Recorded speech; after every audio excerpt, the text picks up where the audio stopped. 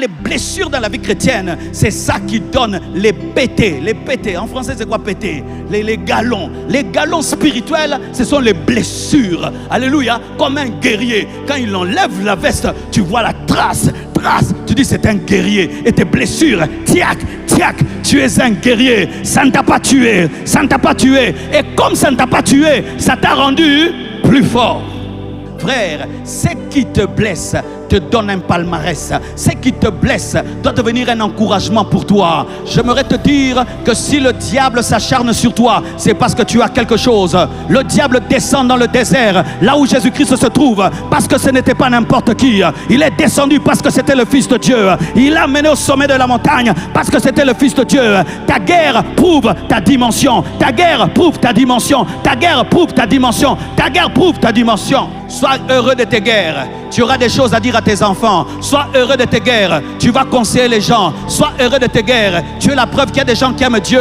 Pas parce que tout va bien. Tu es la preuve qu'il y a des gens qui aiment Dieu. Qui aiment Dieu pour Dieu. Qui aiment Dieu pour Dieu. Qui aiment Dieu pour Dieu. Et qui peuvent voyager avec Dieu en cargo ou en business class. En cargo ou en business class. Lorsque la vie devient compliquée, c'est le cargo de Dieu. Mais pourvu qu'il y en a côté là, cargo.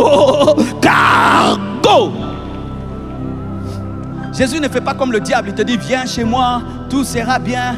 Jésus, quand il te fait signer le contrat, il te montre même les petits articles et te dit tu seras persécuté, tu seras combattu. C'est pourquoi lorsque Pierre vient auprès de Jésus, il dit nous avons tout abandonné pour te suivre. Qu'est-ce que nous aurons? Il dit vous aurez des mères, des pères, des maisons, des frères et sœurs, mais avec des persécutions. Je vous bénirai avec des persécutions pour que vous ne puissiez pas tomber dans le piège de David. David a péché dans la bénédiction parce qu'il n'y avait pas de combat. Et j'ai retenu la leçon. Désormais, je vous bénirai avec des persécutions.